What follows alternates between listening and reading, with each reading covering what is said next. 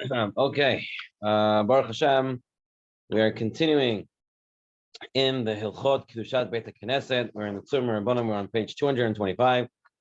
To briefly review last week's shir, the main thing that we came out of last week's shir is that eating in a shul, eating in a Beit Midrash is not pashut, and in order to be able to eat or drink in the shul, you really need to be learning Torah, and that's when you consider the Talmud Chacham, and then the food is considered a help, an aid for you to study Torah. That was the one of the main things that we learned last week. So now we're continuing in so that sheet. You have the same thing. You should be sharing Torah. Anytime you have a student in the shul, you should be sharing Torah. A Sudas mitzvah, it seems. Sudas mitzvah, it seems you can get away without sharing Torah, but if it's Sudas mitzvah, it should be Torah there too. So that's the real kula is when you that doesn't have to Torah. Exactly. So always have the right Torah. Now, how much the right Torah you need? That's another whole question. But as long as you can say that the food is helping you to learn, then we're doing okay. All right. So in this week, the Tzurba picks up with Kedusha Beit HaKnesset. The question now is, can I use the shul for another function? Okay. A party. Or a lecture, or a conference, or something like that. So we'll start off in the Shulchan Aruch. He brings source number 1 in the Shir, Shulchan Aruch, Archaim, Kuf Nun Aleph, Sif Yud Aleph, and he writes as follows: even when the shul is destroyed, in order to use it for something not so respectful, going, for example, Zri'ah for sowing, Cheshbanot Shel Rabbim, and for making public accounting, okay, something for the community, some sort of accounting, some sort of function for the community. Even if they made it tonight before they build it, and now it's in disuse, and now you want to use it for those things, you still can use it. It's maguna. It's not something proper to do in the shul. So even when the shul is no more in function, you can't do that there. In another source in the Shulchan Aruch, he writes, you're not allowed to make calculations in the shul, unless they are for mitzvot. So if it's for mitzvot, then you can do it in the shul. Make some cheshbanot. Okay, so here we have to make some sort of calculations to spend money on this guy or for this function or for whatever, something that's related to the shul. It seems that could be done in the shul. That's what the Shulchan Aruch wrote.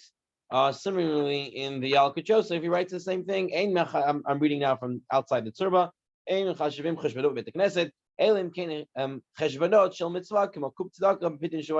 So he says exactly what the Shulchan Aruch says. So that's the halacha on cheshbanot. Now, the Bir halacha, right? He says as follows.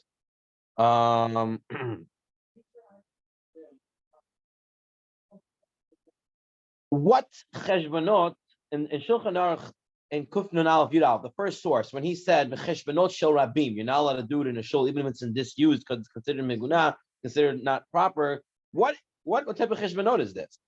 I know Apal Pisha Bnei Ha'er Tzrichin La'oton Cheshvanot Vein Lahem Makom Lita Seif Sham Mipnei Shehu Kalot Rosh B'Chavoin Beis HaKnesses V'Tzay Lamed Apal Pisha Tzarich Rabbim Chol Shulchan Cheshvanot Shel Yachid is all Aser. So when it said Cheshvanot Shel Rabbim, he's saying they have no other place to do it, but they can't do it there. Because what happens? It's going to become disrespectful. It's going to become Kalot Rosh. In this sense, Kalot Rosh means, at least I understand it as meaning, you can start making public accounting. So what does it mean, public accounting? You have people come, like you have, sometimes they have the town halls, board meetings, people come and they talk, right? So someone makes some sort of accounting, and another guy's going to start saying, no, this way or that way, and it's going to go home a whole bardak. Everyone's going to say whatever they want, and it's going to become very disorganized, and that's not covered by the Knesset, right? And he says, definitely, cheshbanot shel yachid.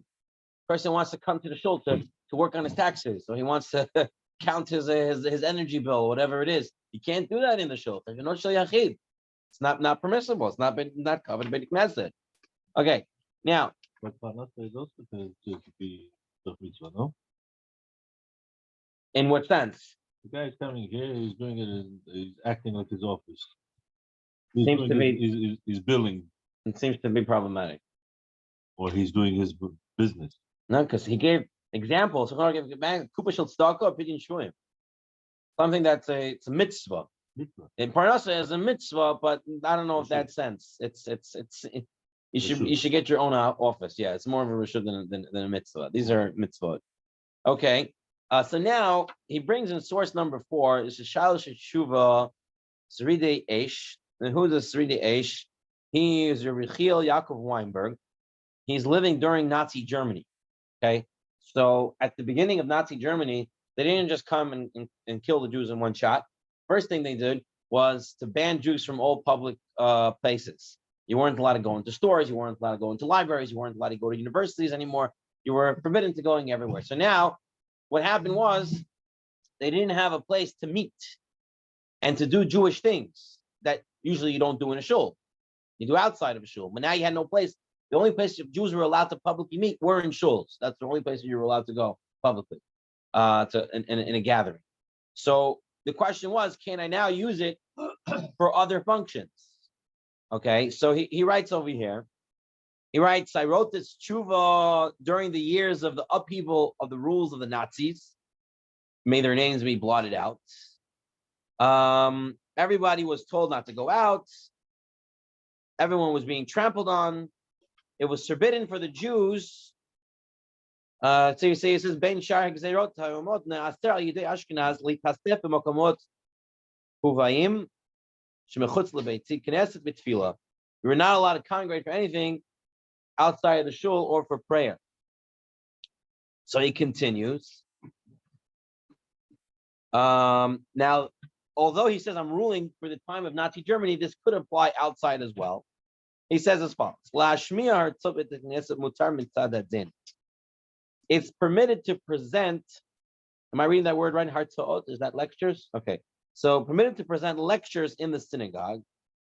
To look at the notes, in note 1, he writes over here, his main way of permitting all this is based on the din that if someone doesn't have a place to stay, right? It's during war and his house got bombed or something like that, he does have permission to live in the shul. Okay? You're not allowed to live in the shul, right? You're not allowed to sleep in the shul and stuff like this.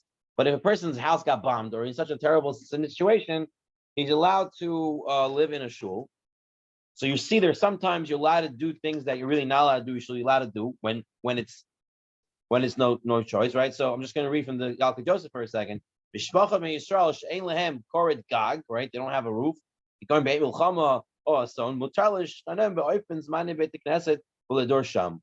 And then he writes,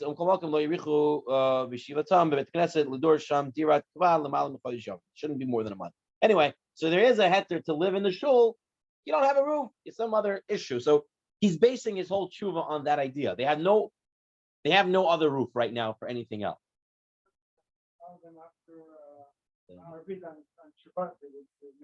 Right. We dealt with that last week. Tosfot was of the opinion that they had adjacent rooms, and they didn't actually eat in the that was Tosfot. They didn't actually eat in the main shul. And those who said they did eat, it was then they would learn Torah or something like that. Or you're considering Shabbat a Sudas mitzvah, which Tosfot does not want to consider Shabbat a Sudas mitzvah. Right. It's not a Sudas mitzvah. There's no mitzvah to have a Suda on Shabbos. It's mitzvah of Shabbos. It's Einik Shabbos. It's not Suda Shabbos. It's different. There's a mitzvah of if I remember correctly, there's a mitzvah of Sudas on Yom Tov. There's a mitzvah of Einik on Shabbos. Yeah. Yeah. Okay. So it's the argument. Taisus argues for that. So he doesn't want to call it the Suda Smith, and that's why he says they had adjacent rooms or something like that. Now. So he says by the letter of the law, from Ikar Din, it's permissible to give lectures in a shul. But if they're going to give lectures, he writes, they should start off with some Tehillim or some Divrei Torah. So you're going to give a lecture about how to save money, right? So you can do that, but you should start off with Dvar Torah, or you should start off with some Tehillim, So it's the shuls, you have the right mindset in there. He says this is all. It's only permissible. Only if you know that the lecturer is someone who's a Yer Shemayim. You can't invite Pastor John to come talk to the people in the shul. It has to be someone who is going to stay in the right place. A politician, right? So they're really not giving a lecture. Those politicians, they're just coming to gather support. So they're definitely not going to say something you don't like, right? The politicians are going to say what you want to hear because they want you to vote for them. So then professors are comes and they're lecturing on some sort of topic. That's the concern. So he says you need to have approval from the Rav. If you don't know who the person is. He says this is very important. It's very important that there is no debate after the lecture, because then it becomes bardak. Then it becomes everybody screaming and yelling at each other or fighting about certain things. It's not the decorum needed in a shul. Okay. He said, right, debates tend to be boisterous, involving statements peppered with personal stings or mockery, causing laughter and ridicule, which are all forbidden in a shul. He says to make secular concerts, kanstarim chalonim, right? It's completely forbidden. You can't make concerts that are secular concerts in the shul. If you have the guy coming and doing the magic show. Magic show, what is this has to do with? Usually they have music with words. Usually they don't have music with words. Magic show. Oh, having a magic show in the shul. He's a guy and he brings all kinds of magic. What's the issue? What's the issue? Is the magic show? It's what he's showing, what he's playing. What's the issue? Oh, that's which side of the press. So obviously every shul is doing it. I would assume the heter there is it's part of the simcha. That's not an answer. Shuls with good rabbanim are doing it. It's there's the heter probably is that it's a simchas chag. It's helping the kids with simchas chag, and that's why they'll say and you shouldn't just make it just a magic show. There should be some different Torah shared. Same idea. It's like it's for the simchas chag.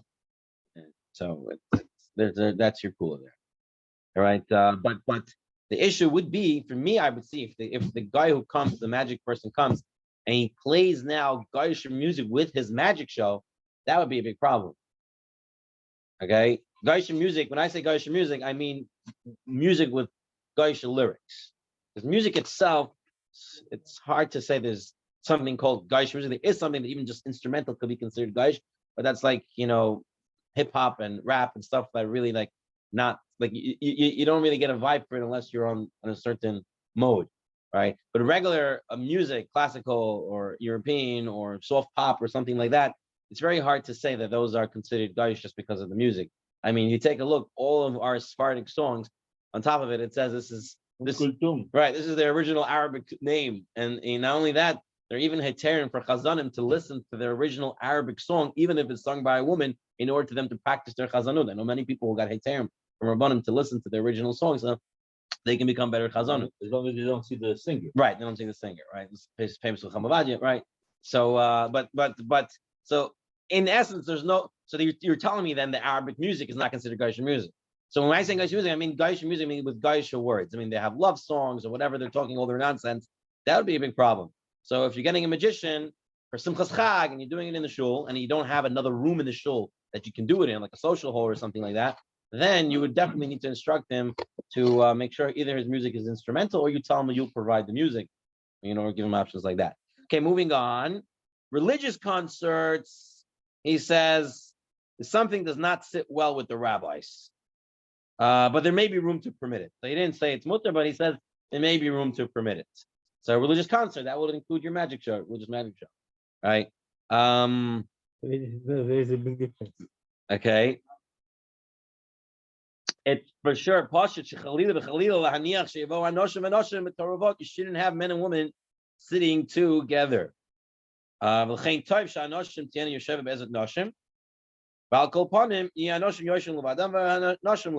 it should be at least men should sit on one side and women sit on the other side. can't have men and women sitting mixed in the rows, even during a lecture. We're talking about we're not talking about davening. We're talking about in a lecture. So you're having someone who's coming in a lecture. You shouldn't have men and women sitting together. There should be a tzad, one side. Better if they are in their own domain. Now he writes at the end,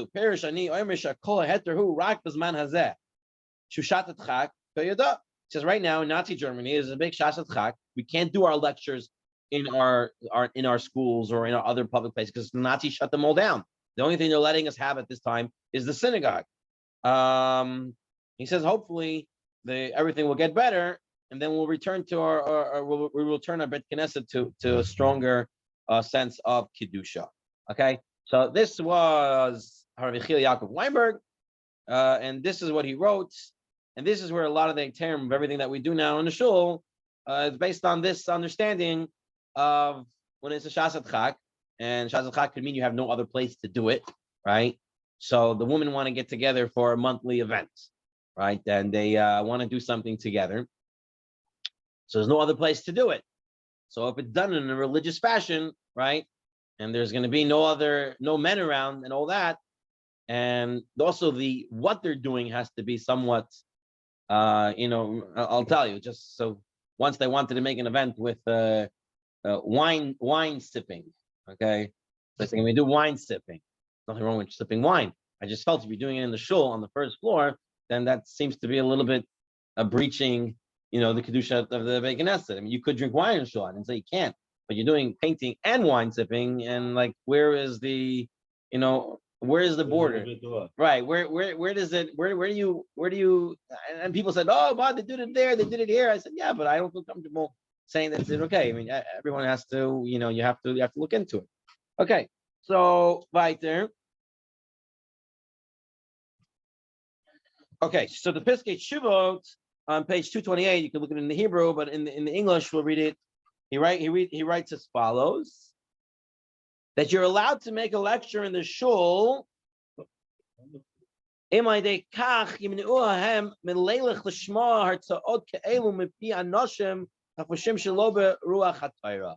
meaning, if you're not going to make this lecture in the shul, they're going to go somewhere else to hear this lecture. And it might not be in a better place. It might be in a place with some kfira, might be in a place where there is issues of tznius and other such issues. So if you can do it in the shul and you can control the environment and control what's being said, then it might be better to do it in the shul. So that's right. What is he saying?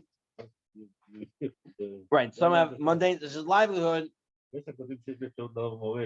Right. And what's his reason? If by doing so, it will help them not to go somewhere else. He's talking about to give a lecture on chol, like on parnasa. If you do it in the shul and they won't go somewhere else instead, so that will be your heter. Right. So whatever it is, it can be about health, it can be about parnasa, whatever it is, as long as it's something that if you do it here, they won't go somewhere else for it. So you have your heter as well. Now in the Yalkut Yosef he brings. And la'aroch hartzaot shel chol bet knesset. Concerts. So he doesn't make the Yalkut Yosef doesn't make a chilik between a concert chiloni or a concert that. Elim kain hartzaot kololot gam devrei chizik v'idud lishmirat Torah v'mitzvot kegon arichat seminarim v'korer v'choikim v'tzir. So he says unless he says the hartzaot, but we can assume he also means the concerts. If they're done for divrei chizik, then that's okay. Liebish Meltzer? Yeah. Is that for chizik? There's a lot of Hasidim that they Yishai Ribo? They threw him out, but He does cure. Yeah. Okay. They threw him out.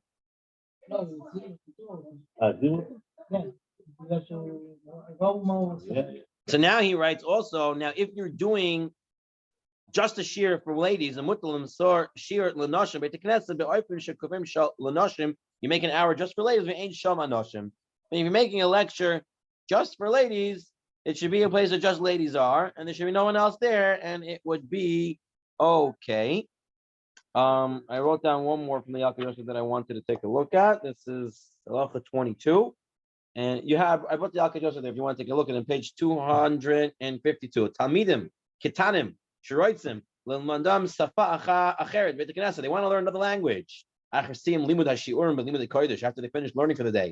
Kidei, Limnoa, Mehem Lechet, Limud Safa Zeb, Batei Sefer Chilyonim, Sheoshim Sham, B'Tauravot, Banim, Banot Yachtab. And it's instead of going to a public school or somewhere where there's mixed girls and boys, Yesh Lahakal, Lehem Lilmoid Safa Zub, Beit Knesset. It's better that they learn it in the shul.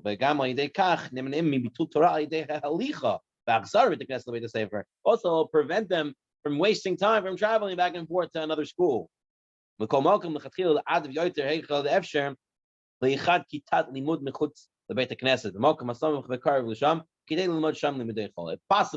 you should have another room or another place to do it. But that's the head because if they're going to go somewhere else and waste their time, and there might be other problems somewhere else. So we come out from this part of the Tzurba, we come out to do something else in a shul. We can't do anything that's meguna, anything that's not proper. Okay, that's number one. So you have to figure out what's considered proper and what's not. Something that's most people will consider okay can be done there. When can it be done there? First of all, if you're doing something that's not necessarily Torah or Tefillah, only Shas Chak. You have no other place to do it, so you really need to use that place.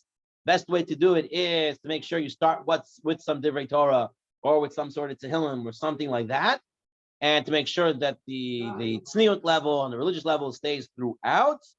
And also, if it's going to prevent people from going somewhere else where they shouldn't go, then you can do it there. Okay, those are the term to do something in the shul that's not necessarily related to Torah. Okay. That's what I was saying. If you have a shul nowadays, what they're going to do is they go into after their day of work, they go to a bar, they go right. That's how they. But us, by the Jews, we have our shuls, we have our thing. This is where we gather. This is where we pray. This is where we get ourselves together.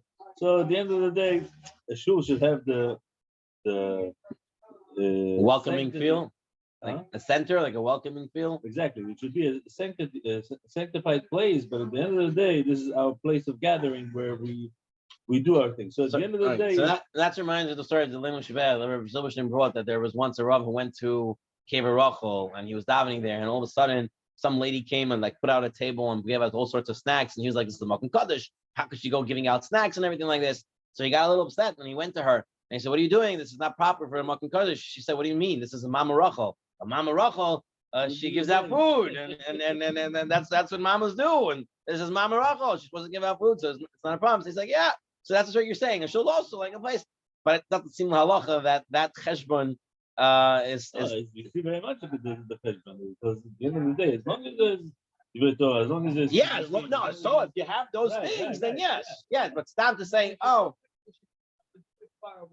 right. So what do some places do?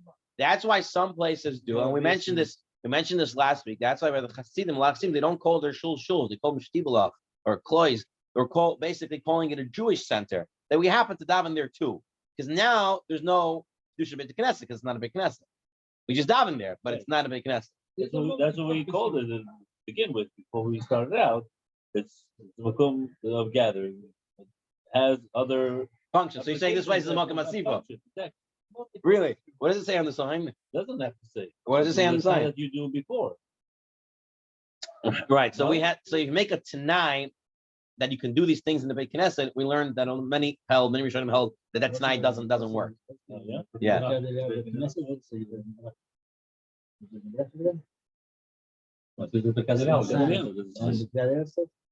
Right. Fine. He wants to know is the Beit Knesset or Beit Medrash. Because the Ramah says the Beit Medrash you can eat more without less issues. Okay. Okay. Fine. This is a hot topic. Let's move on to our next topic. Kapandria. Okay. Misach Megillah. Chavtes Amud Aleph. Source number 7 in the Tzurba. Ain't oisin oto kapandria. You don't make a shul a kapandria. My kapandria omerava kapandria kishma. What do you mean? It's kapandria. What are you asking about? My kishma. What does that mean? If you're not sure. Kimanda Omer Adma Kipino Adre Iul Beha. I'll enter this house and walk out through the other side, coming in from Tammy Drive and coming out on Bay Park. I want to use it as a shortcut. I don't know how much of a shortcut it is, but fine. If a person wants to use the shul as a shortcut. You're not supposed to do this. Shulchan Aruch, source 8. If there's 2 doors in the shul, right? 2 entrances. Let's say you shouldn't walk in through one door to go out through the other door. You make your road shorter, right? Shouldn't do that. Now, if the shortcut was there before the basic Knesset was built, meaning I used to walk through there all the time, and now they've turned this place into a shul, you can still continue going there because you're not. It was there beforehand. I always used it that way. Okay. I came to daven mincha, and I came in on Tammy Drive, and now I have to get out and I have to go the other way. I got to go to Bayswater Avenue. So then it's okay because I didn't come to shorten my way.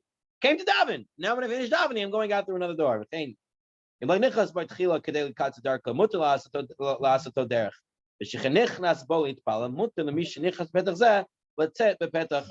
come in through one door, I'm allowed to come out through the other door. If I came to daven, not if I came to make a shortcut.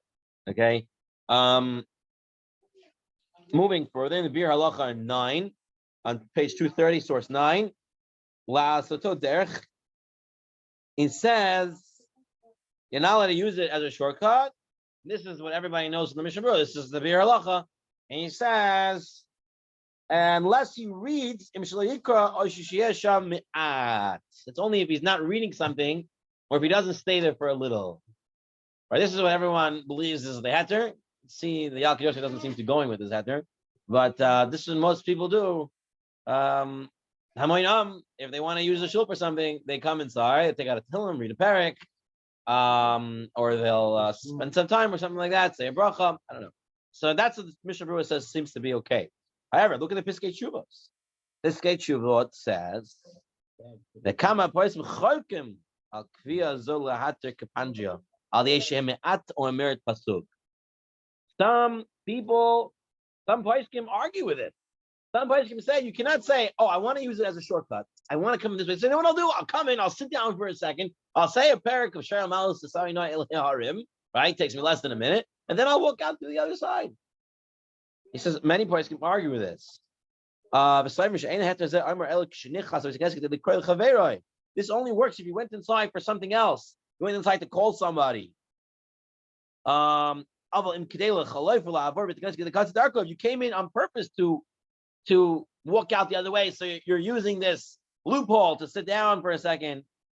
Even if you say a pasuk, that's no heter there. Okay.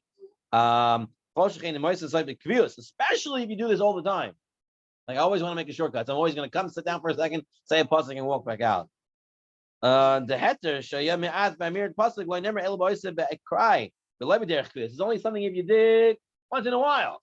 The Mishnah Berurah who gives this heter means if you do it once in a while, not something you do all the time. Then he writes, he says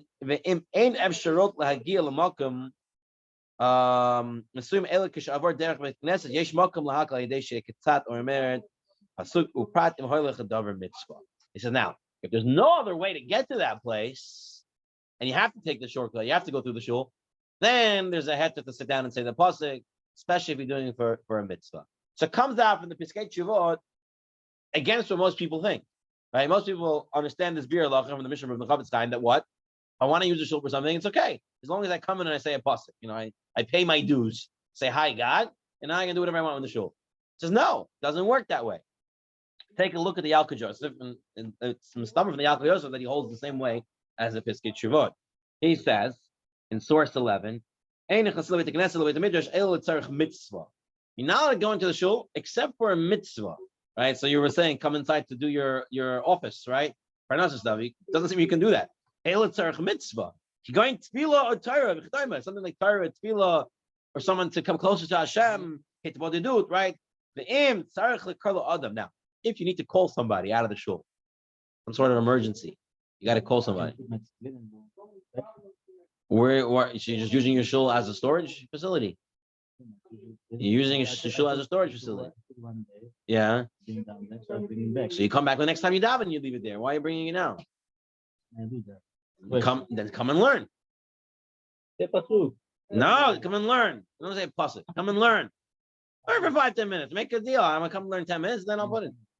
In Zman. So then don't bring it. You're gonna bring it later. Now, if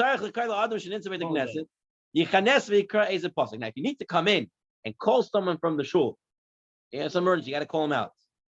So then you could come in and say some sort of pasuk. Or learn halacha, or shishma devar halacha, or hear devar halacha, or shishem have the knesset, or to wait inside a little bit in the shul to show that you didn't just come for one thing. Then they can call him out. Totally forbidden. You're using the shul. That's not covered. That's not covered. Sit down, learn for 10 minutes, and then take your tea. Okay, learn for 2 minutes. Learn something. Hey, it's not pashut. We says the bachav the tea. Yeah. In the shul. But it's a bracha for hana. It's not. But this is a mitzvah. The chizuk. No, it's not. It's not. He said the pasuk. It's Torah. It's tefillah chedayma. It's not. Eating in the shul first, and drinking in the shul in the first place is already a whole trouble. It's a whole problem. You have to be learning in order to eat it. We've come so accustomed that a shul is just a place that it's especially we have good gabayim here. It makes it feel like a 5-star hotel. So we've come to somewhat lose a little bit of the sanctity, right? We got to somewhat. It's not only here. Like other places also, you come to feel like it's our home away from home. It is, but it's not. It's Hashem's home. It's not our home away from home. It's Hashem's home. It has to be a certain level of kedusha. Alpha P. Then he writes next. Alpha P. She'ein nechnasim beit haknesset kedei linatzel min hageshamim. You're not allowed to come into the shul to get out of the rain. It's not covered. Right? We learned this last week already. If he was learning outside and it was raining, right? He wants to enter the sin because there's rain outside, then it's permitted. And we saw how it means because he's learning, right? And he's gonna learn better or whatever it is, he's learning, can come inside. But stop to come inside because it's raining and you want to just get out of the rain. You want to get out of the heat. You want to get out of the cold. It's not allowed. Then he writes, person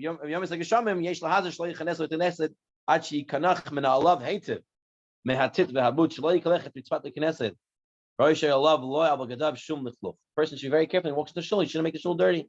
People take their galoshes, they don't even take them off. They just walk the whole shul, whole places with galoshes and all this stuff.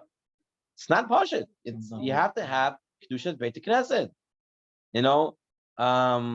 What I would do in times in past, I would wear the rubbers. The trick with the rubbers, I don't know if most people know. I think most people do know is you don't just put the rubber straight over your shoes. And if you put it straight over your shoes, you have a very hard time putting it on, taking it off. What do? You put a plastic bag between the rubber and the shoe. If you put a plastic bag, if you wear galoshes to cut the shul, right? You're going to come to the shul and it's snowing outside or something like that. So what you do is you put a plastic bag in between your shoe and the galoshes. So this way, it's easy on, easy off. You're not going to be fighting with it. And sit very nicely, and it comes off and on very nicely. Okay, that's the trick how to do it. You take it off, you put it on the side, and you come in. And in the shul itself, it's what? I see. So you know how to do it. Very good. Okay. All right. This ends the Kapangia. Again, all these halachas again and again are telling us something very, very important. That a shul is not a place where you can make yourself comfortable. It's not supposed to be it's meant to learn and davening. When you're learning and davening, you have all of these coolers. You can eat, you can drink, you can sit, you can relax, you can do these things. But stam to come to the shul to use it for your own pleasure is problematic. Okay. Now, page 232. Again, like we said, he wants to get yourself a cup of tea. Where you normally sit in that shul, you normally sit and learn in that shul. Yeah. But now you happen to go has to be bishat. Bishat. He has to be learning. When he's learning, that's what we learned last week. It has to be when he's learning. When he's not learning, he cannot take. Cannot take. He has to be learning or davening or something that's going to help him to do learning or davening. Otherwise, it's problematic. It's not covered. We're not going to be attaching that as well because he's normally doing it. No. 90% of the time. So that's what the Chavetz Chaim want to say. If you learn in the shul half a day or full day, then you're considered Talmid Chacham who can eat or drink there any time. But the way that we were learning it, shul is another thing. You also seem to going that way also. No, there's no such thing as Talmid Chacham. You only consider Talmid Chacham when you're actually learning. So you only can eat and drink when you're actually learning. can't rely on the Right. time on this case. It doesn't seem. Most people who are eating and drinking are not here half the day learning or whole day learning. I don't think they have that guy. If they were actually sitting learning, then maybe we can. Nowadays, Chop around. even 5 minutes is already considered a mitzvah. All right, now comes the next sugya in the Tzurba. Now, anyone ever went to their Pesach Kron to visit ancient Jewish sites? Did you ever do those tours? Okay, so the question is, we're seeing you can't just stop going to a shul for no reason if you're not davening or learning. What about if I'm going for a tourist attraction, right? There are a lot of old shuls, right? So a lot of our Malkiel, you'll know, a lot of family members of ours, they like to go to Bukhara, Samarkand, Tashkent, and they go visit the old shuls. So, and there's no meaning at that time. And they're not learning at their time. They're just coming to look. Right now, if they did Tehillim and did that stuff, okay, you're going to get out of issues. But let's say I'm just coming to take in the beauty, like the synagogue in Prague, or a lot of ancient European shuls, right, in Spain and places like that. They're very beautiful, right? And you want to come in and look at them. Is that permissible? So we already learned last week that to loiter, metayalin, is also problematic. You cannot come to loiter in the shul. Loiter means just to hang out. All right? You're not allowed to do that. A lounge. You're not allowed to make a shul lounge. It's not a lounge. This is like, but it's the same idea. You're loitering. You're just sticking around there. Your history throughout and to see where you came from. And what okay, you so did. you're saying at the end the Kappa Aaron is going to be saying similar to what you're saying. But let's start off. So the Re Milunil, he writes as follows. Mitayalin, the Gemara saying not allowed to loiter in the shul. He says, let's to play games in there. All likanes letuchan leharchiv halev bevinyan hanoah shehu benoi. In order to go and enjoy the grandeur and beauty of the structure. That would also be considered mitayalin. So the Re, he says that's problematic to go in and just to take in the splendor of the beautiful construction of the shul would be problematic. It's not permissible. The Ramban, so he brings here the Ramban on Megillah, Chav Hey. The Ramban's whole tshuva here is, he wants to say as follows. This is his power. I'm not going to read the whole thing inside. I'm going to tell you what he's trying to say. At least the way I understood it. The Ramban wants to say that a Beit Knesset is considered a Tashmishe mitzvah. Something that you use to do a mitzvah. Right? You do daven there. You learn there. You use it for a mitzvah. So he wants to say it's like lulav and etrog. Why lulav and etrog? During the time lulav and etrog is being used for a mitzvah, it's a mitzvah. And after the time is over, you can do whatever you want with it. Right? So he said the same thing. If the shul is in ruins now, right? It's no longer in use. It's not being used for tashmishe mitzvah. So then it's then the kedusha is not there anymore. Then he writes further, and if they're selling it, right? If they sold the place, so then definitely there's no more kedusha there. So if you're reading the orange box, and this on page 233, thus according to the Ramban, the kedusha Beit Knesset is equivalent to kedusha of tashmisha mitzvah, regarding which the sanctity is void after their time of their mitzvah. Accordingly, because the synagogue in ruins may still be rebuilt. Now, if the shul has a chance of being rebuilt, it retains its kedusha, even if it's not being used anymore, because it may be rebuilt. But if the people are not interested in rebuilding it, then the kedusha is void because there's no more kedusha there. That's what the Rambam wants to say. It's not going to be used ever again. I mean, there's not enough Jews in these ancient countries that we have big synagogues forever that shuls to be used again, right? It's just became a historic site. So he says this may apply in the case of a tourist site, synagogue as well, even if it was never formally sold, because it is not owned by anyone who plans to use it for tefillah. Who owns that shul? Whose hands does it belong to? Can it ever be rebuilt? Anyone interested in rebuilding it? Not. So those shuls become, according to the Ramban, void of kedusha. Now the Ramban's position is difficult. He writes over here. So if they did that, then we have no issues because now you use it for a makam tefillah, right? But we now use it for kedusha. Okay, so then we're good. For our the time that we're there, we're good. Whether they do otherwise, I don't know. But when we were there, okay. Now, the Mishnah though didn't say this. The Mishnah in Megillah said, it said the brought a pasuk. Hashem said, "Hashemot," right? If I'm going to break down your places of kedusha, so the pasuk sees even when you break it down, it's still considered kadosh. So how could they Ramban writes that once the Noam are there, the Kedusha is gone. That's what the Pasuk is. The Pasuk says even if Hashem destroys it, it's no longer Kaddish. So he brings over here from Rav Shmuel Rabinovich. This is all in the orange box. He's the chief rabbi of the Western Wall. And what he wants to say, he says that's only true if those places have a chance to be rebuilt.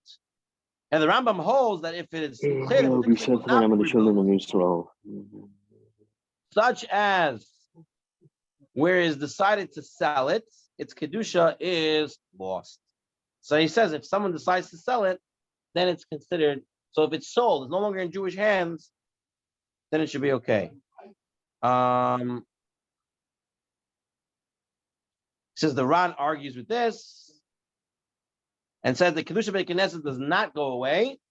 And this is the position of the Shulchan Aruch, that the Kedusha does not go away. Okay, so you have this back and forth. Just 1 second, I'll bring you what the Yabia Omer says. The Yabia Omer,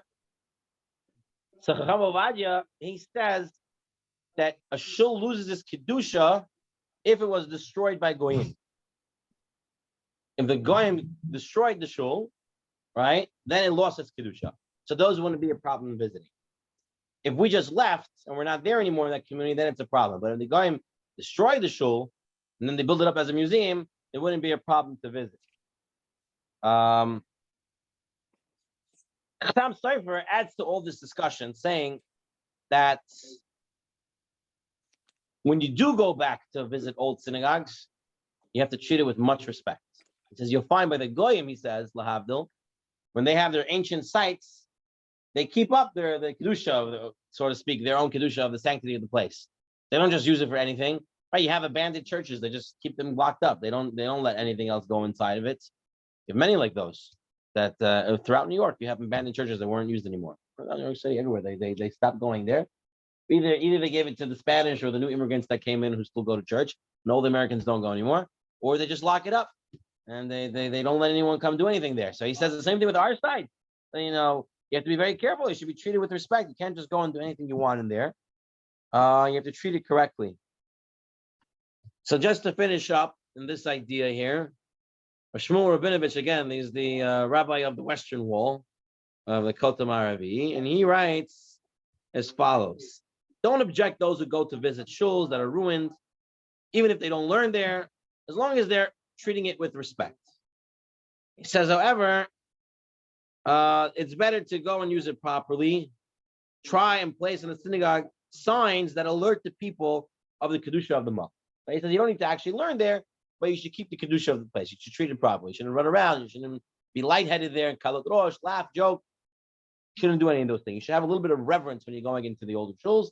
And therefore, he says, put up signs there to remind people Kedusha exists here and be careful. Now, the last thing he brings on this, I couldn't find much in the Yalkut Joseph about touring ancient synagogues. So if you know a place that is brought down, you can tell me. But the last thing he brings is the Kape Aharon. This is Rabbi Aaron Epstein, who lived in Prague in 1933. And apparently there was a shul in Prague that was being used as tourists to come and visit. So he wrote about it. And he writes, in his opinion, there's no isser to come and visit a shul that nobody's davening, it's not being used anymore. Even though the Rambam writes that it's forbidden to enter a synagogue for any purpose other than a mitzvah matter, right? That's what we brought down in Shulchan Aruch. The Yalkut Yosef brought, unless you're going for a mitzvah, you're not allowed to go in. He writes, he says, if you need to call someone out, you're allowed to go in as long as you sit down to read or something like that, right? We said the whole heter. If you need to call someone, you can sit down and read. And that's the Shulchan Aruch held. So even if you're going into the shul to call your friend, it's permitted if you stay there a little bit. And that's considered a mitzvah. So he says, if you're entering a shul to see its beauty, it's permitted and it can be considered a mitzvah. And that's where the Kape Aaron ends. And that's the that's pretty much, I think, what people when they go to these places. Yes, Malkiel. Maybe they should say like a pasuk also when they visit. Right, if they would do that, it'd be much better. 100%. If they can say a pasuk, they say a parak, tell them they can make mincha there. They can daven in the ancient synagogue. that would be much better. But if they're just going in, they're on a tour. There's sometimes the guy you make a tour through synagogues of Europe and something like that. And with a group of guys, you're going on a tour, or you don't have time to stop there and daven or whatever it is. So he's saying even that considered mitzvah as long as you're treating the place with respect. Okay, it shouldn't be kaladosh. Now kaladosh means, for example, some people go on trips. You're screaming on the front to your friend in the front. Hey, do you see this? Oh, look at that. Oh, that already breaks the kiddushat of the shul. You have to be careful where you're going to. I don't know. I never went on Birthright. Lucky, you ever went on Birthright? Avram, you went on Birthright? Yeah. You go visit these sites of Kedusha? Yeah? No, do the people who go with respect? That's a problem. Our Birthright was kind of... With respect, they're walking in? Okay, that's good. Turn copy Aaron, that would be fine. Okay. I never went to Birthright, so I can't comment on it. But definitely when you go to these places, it has to be with Kiddusha. All right. That dealt with that. Now comes one of the most exciting parts of this year, the obligation of mechitza in a shul. Okay? And what is the parameters for the mechitza in the shul? So the first place, nowhere in any halacha code, right, including the Shulchan Aruch, the Rambam, does it say that you need to have a mechitza.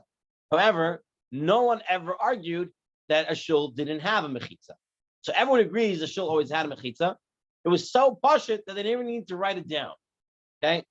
Later on, people started asking, so now they have to explain it. Now, where is the original source for a mechitza? It's in Masechet Sukkah. Masechet Sukkah, Daf Nun Aleph Amud Bet. It says that Moitzi Yom Tov Sukkot, they made a tikkun gadol. They made a big fixing in near the Beit HaMikdash.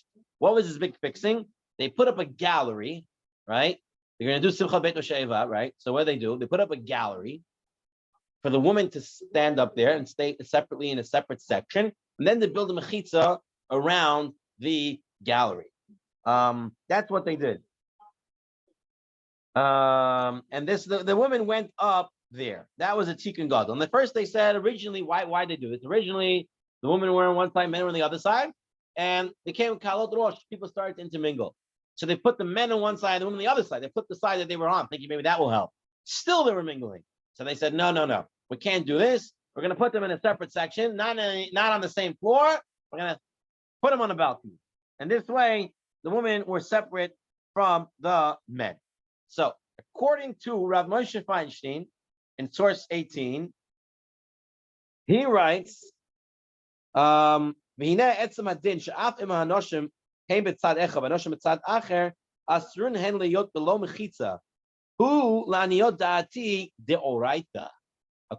to Rav Moshe Feinstein, based on a pasuk in Zechariah, he says that having a mechitza is a deoraita din. They need to have it based on a Torah obligation. Now, the Nefesh Harav, this is Rav Soloveitchik. So Rav Moshe Feinstein said mechitza is deoraita. Based on the pasuk of Zechariah, Gemara and Sukkah, the learners from that pasuk is deoraita. Rav Soloveitchik says, no, it's not a deoraita. He says that a mechitza is derabanan in source 20. He says a mechitza is derabanan. They bring also from Rav Henkin, I believe it's from Rav Henkin. Is there no Shiva? No, Rav Chaim Daven Regensburg. He says the mechitza is a minhag. So you have a three-way machlokes. You have someone say mechitza is deoraita. Someone say mechitza is derabanan. Someone say mechitza is a minhag. No one argues that mechitza is needed. Just what is the level of obligation? Okay, now what is the reason for the mechitza? No, if I ask you, Yosef, what's the reason for the mechitza? Separation, or I shouldn't see them? So the Rambam brings down two opinions. Rambam, two different places, bring two different ideas. Rambam, one place, source 21. Ezra Noshim Haitza Mukafet Meguzutra, Kadesha Yu Hanoshim Ra'ot Milmalan, Vanoshim Milmatan Kadesha Lo Hayu Me'orvivin. The Rambam says in order for them not to mix. The reason why they built this balcony to put the woman on there is so they shouldn't mix with the men. So what does it seem? so they shouldn't intermingle. Men and women shouldn't be mixed together. Rambam, Pirush HaMishnayos, he says, Tikkun Gadol, right? Gadol HaTa'alot, who ki heim hayu mitakenim makom l'nashim makom l'nashim makom ha'nashim l'mala makom ha'nashim kidei. What's the reason? Shelo yistakilu ha'nashim b'nashim, for the men not to view the woman. Okay, so Rambam Pirush HaMishnayos says in order for the men not to see the woman. The Rambam in Beit HaBechira, he writes in order for them to mix. So which one is the main source? Which one's which? So Rav, this is Mishnah Halachot, response to Mishnah Halachot. He writes as follows. Vener, the Kavanah the Rambam, the Fisha Akashila, the Elu Hatam shall tikkun ha'hevdel who rak mishum shlo yimo arivim.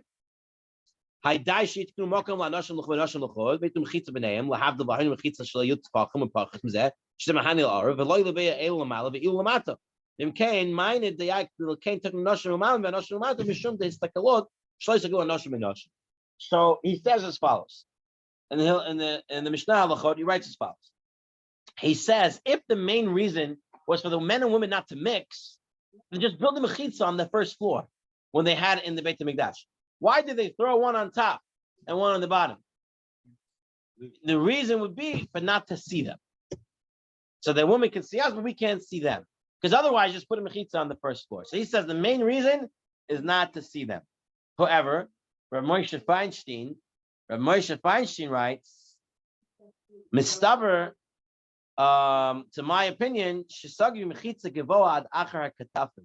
The harei chazinan shemechitza ena mitzad isser histakalut.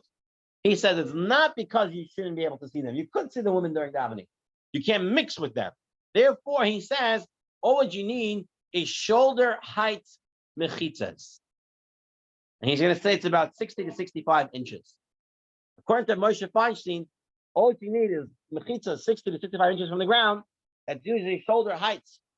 Probably more than most of our women's, probably taller than them, but to other women, it would be up to shoulder height. Now, Malkiel, you've davened Avram, you've davened in, I guess you davened also in Rav Blum Shul from one point to point. Now, Rav Blum Shul, you can see into the women's section, correct? There's it's just a lattice there. This is a wooden lattice, but you can see straight through. Right. But if the issue would be to see them, then I can look back and I can see them, right? But if the problem is they shouldn't mix, so that's enough. They can't mix with you. So that shul, Rav Blum Shul, is going according to the psak of Rav Moshe Feinstein. Moshe Feinstein's thing was that mechitza is that you shouldn't mix men and women, not that you shouldn't be able to see the woman. So that shul is built according to Moshe Feinstein's day. Now, when we said that Moshe Feinstein held 65 inches from the ground, then he held Lepacha 60 inches. They bring from Rav Soloveitchik and Rav Henkin that in the Makom of Tzarech, you can get away with 50 inches from the ground. Okay? But also now, the difference would be, can I use a glass mechitza? Right? According to Rav Moshe, all what you need to do is to separate them. And glass will separate them. Right? That's the lattice structure in Rav Blum Shul. You can see in, but it's separation. According to Rathatman Rebbe, according to many of the other poskim, the Ramshik, Minchat Yitzchak, and all the others, the Mishnah Halachot, it's not enough to separate them. You cannot see them. Okay? So according to Moshe Feinstein's daya, a glass mechitza would be okay because they're separate.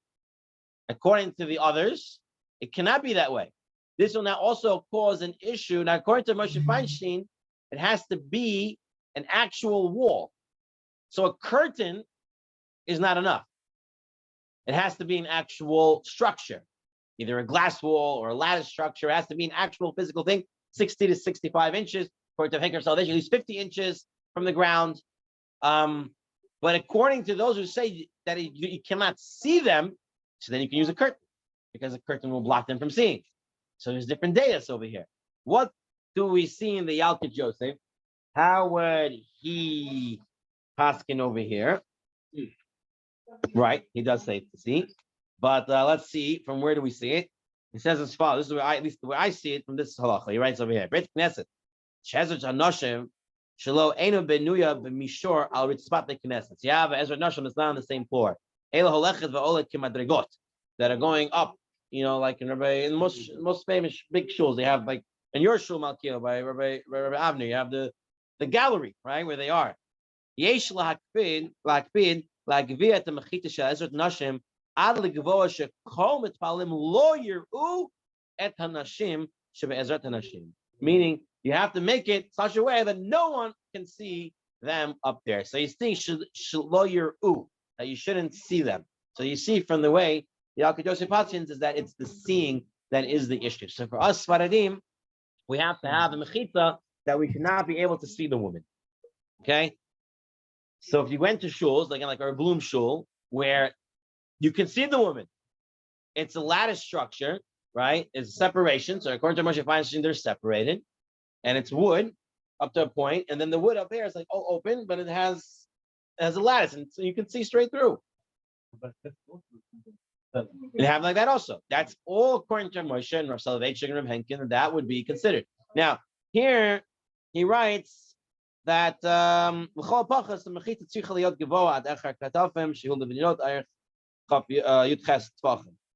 he seems to be he brings down Rav Moshe's daya, and it seems to be that if you're in such a place, it's okay to daven there. It's not usher to daven there as long as the women are separated, right? And the mechitza is kosher according to Moshe.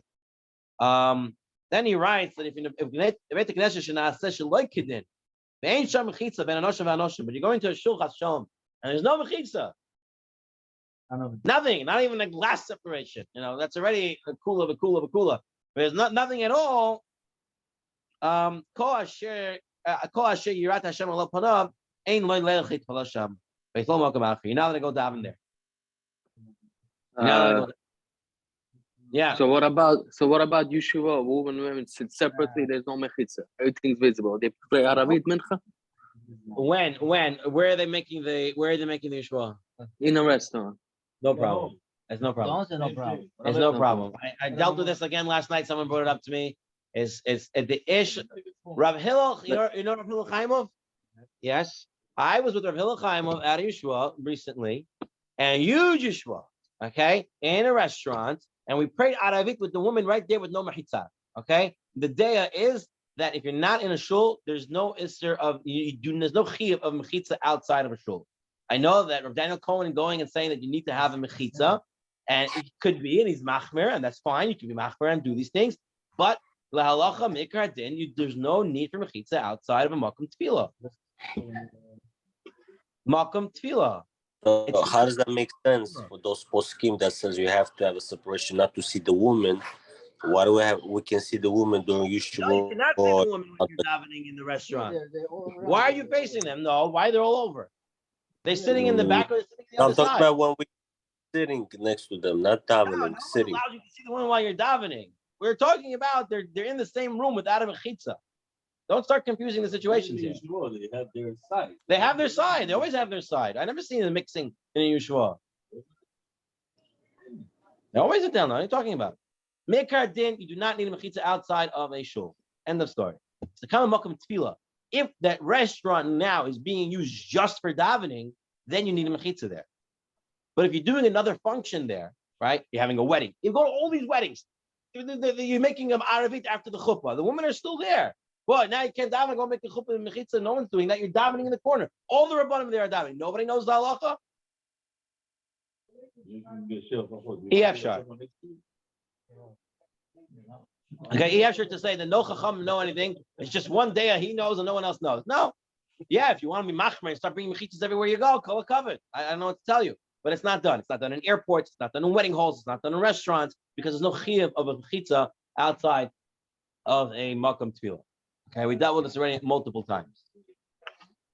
All right.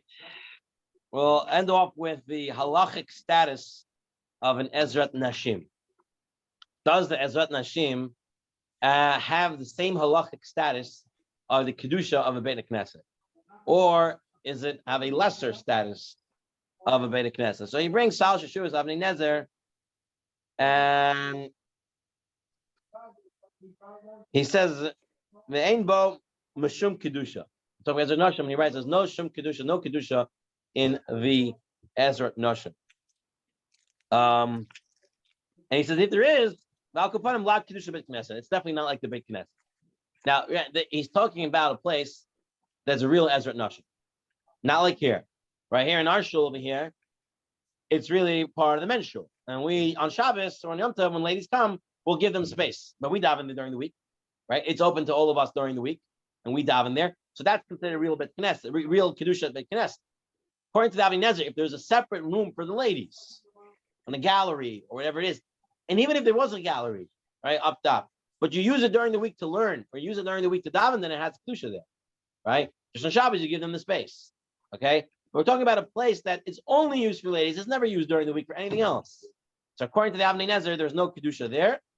And if there is Kedusha, then it's less than the Kedusha of the Beit Knesset. The Aruch HaShulchan, he says this because they were dealing with the question. Question came to the Avnei Nezer, if we have a shul, we want to break down the wall and the doors and the windows to make an Ezrat Noshim. Can we do that?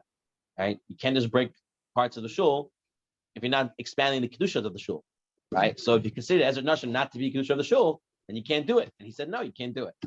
Now, the Aruch HaShulchan, he writes, no. V'chein Beit Knesset shel Noshim, the Ezrat Noshim, yesh aliyah Kedusha Beit Knesset, Garin Shah Noshim, Mitpal Sham. Since women pray there, it has the same Kedusha. So according to the Aruch HaShulchan, the Ezras Nashim has the same kedusha as the regular shul, and I found in the Yalkut Yosef on page 286. He writes here, 286 halacha. Hey, a mutter l'stor mikolta beit knesset kidei la'asot cholanot bekotel. The toilet to mitpal. We're allowed to break the wall of the shul to build windows. So they can pray better. It's not considered destroying the shul. To make an Ezrat Noshim,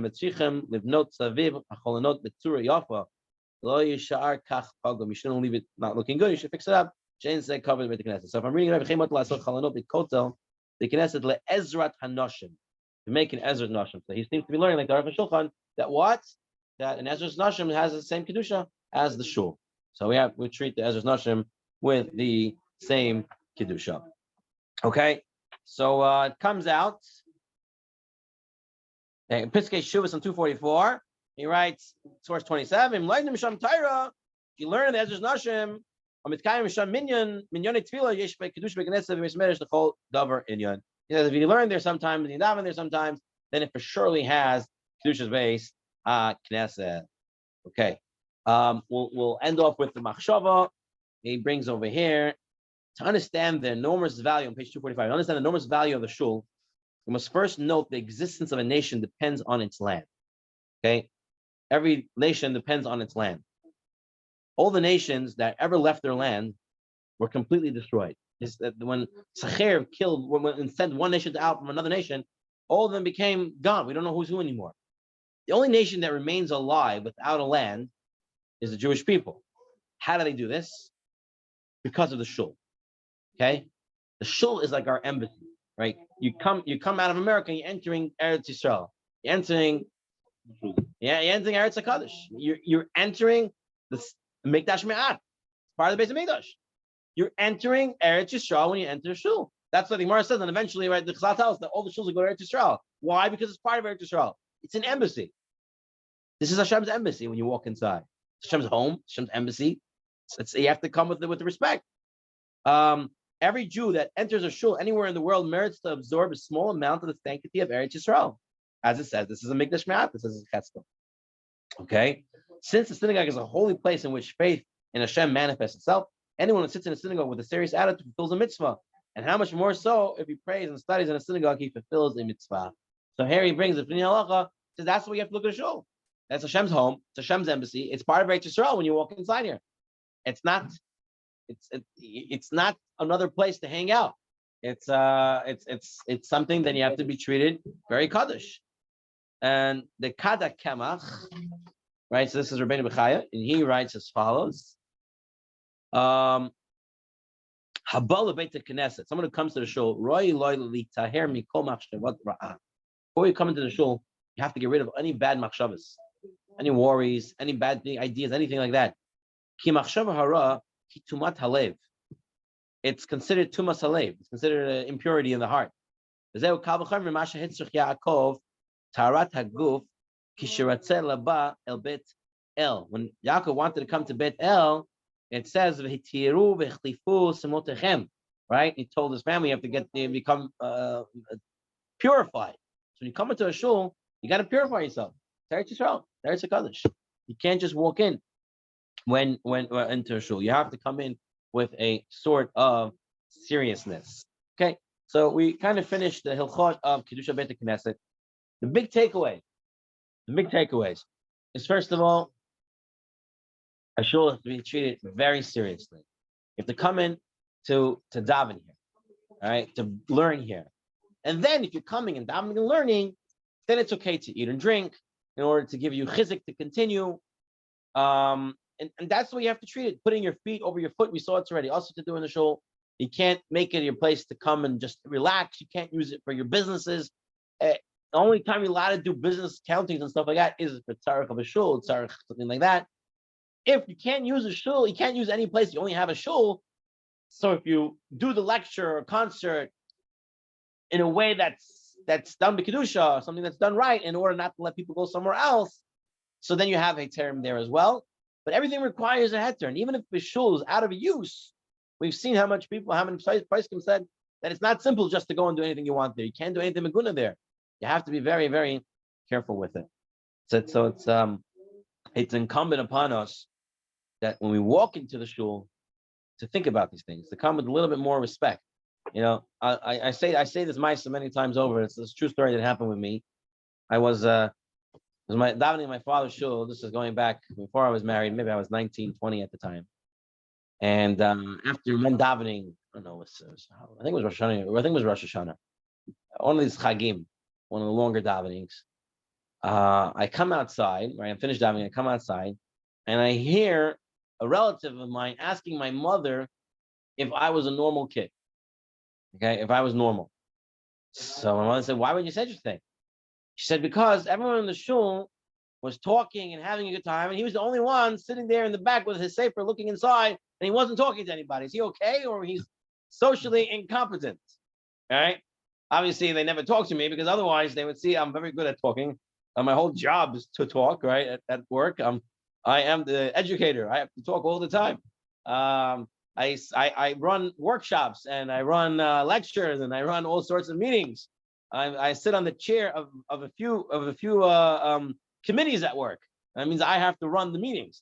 So Baruch Hashem, I can talk very well, but from a young age, Baruch Hashem gave me the koyach to learn well and to understand that Beit Knesset is a makom kadosh, and you don't talk, you don't schmooze, and you don't laugh. I'm not saying you can't laugh at it. We're in the middle of learning and you laugh and it's going to help you learn better. Okay. But it's time to come inside, and make it choy choneh, sit here with the tea and everybody sitting and talking. It's very problematic. There's no real heter for those type of things unless it's done in the sense of learning. So we'll end over that Maisa. So hopefully, Bez Hashem, we do this and we take it. We should be Zaycha. Doing this, we should be Zaycha. Remember, when you show this to Hashem that we're doing, respecting the Beit Knesset, Hashem says now they're ready for the Beit HaMikdash. But if Chas v'Shalom, we don't respect the Beit Knesset, how could you say you're ready? If it's going to help for learning, then it's mutar. If it's help for learning, it's mutar. Okay. All right. We're going to end off over here. Next week, we'll pick up on Hilchas Kiviyas Itim L'Torah, setting up time to learn Torah every single day. We'll do some halachot from there. Then that ends. That probably would take 2 weeks because it's going to deal with women learning Torah as well. I'm going to try to bring more sources on that. And then after that, we're not going to do the last year in here. It's Hilchot Tisha B'Av. We're not going to do Hilchot Tisha B'Av now. We'll do it before Tisha B'Av. So we're going to move to volume 13. So I'm going to send it off to Queens already. If you guys, I'll send it off to Queens so you guys can get it also. and this way we'll have it here as well. All right. Shavua tov. Toda raba. Thank you. Toda raba. Shavua tov.